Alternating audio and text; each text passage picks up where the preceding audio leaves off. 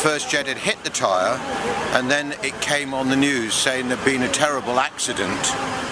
A jet had hit the tower, and with that you saw the second one go into the tower, and it was just totally and utterly horrendous. Did you think of what was behind all this? At the time, no, but very soon became very evident that it was terrorism, and that was just absolutely unbelievable. I used to work 2 blocks away from the World Trade Center at Chase Manhattan Bank, at JP Morgan Chase. And on 9/11 morning, I came out of the subway at 9 o'clock to find there was a crowd of people standing in Broadway, and there's fire engines everywhere. So I come out and I look up at the building, and sure enough, there's a building's on fire. As I turned to walk away, that was when the second plane hit the second tower, the first tower. And I just heard an explosion above my head. I didn't know what it was. All I knew is that I needed to get out of the street fast. Do you still find yourself affected by it? Yes, I do, because I saw it happen. I saw 3,000 people die in one day, just because people believe what they felt was more important than the law. When he got home, What did he look like when he was like, he came out from hell or somewhere. Like from the volcano ashes, like It was covered in dust and white, yeah, white dust. So how did I Smell of death.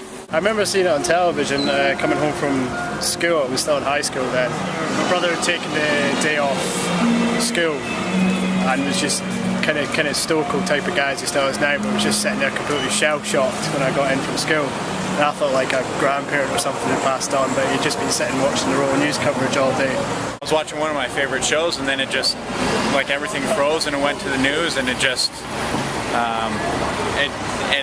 it stayed there for, a good few hours. Until How did you feel about it?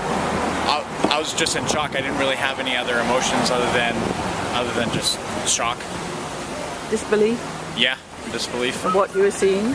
Well, yeah, because I think, as an American, we think that we're kind of impervious to that sort of thing, and then, it kind of happens to us, and, we're just kind of blown away. Do you still feel a sense of shock about it now? 10 years? Yes, I still do. I remember getting up the next morning, it was a party, and many of us had stayed in the house, and when suddenly, from being full of joy to just watching the events unfold on the television, it was surreal, nightmarish, absolutely nightmarish. What were your feelings? So mixed and so horrified. From living somewhere so safe as London to actually watch something like that.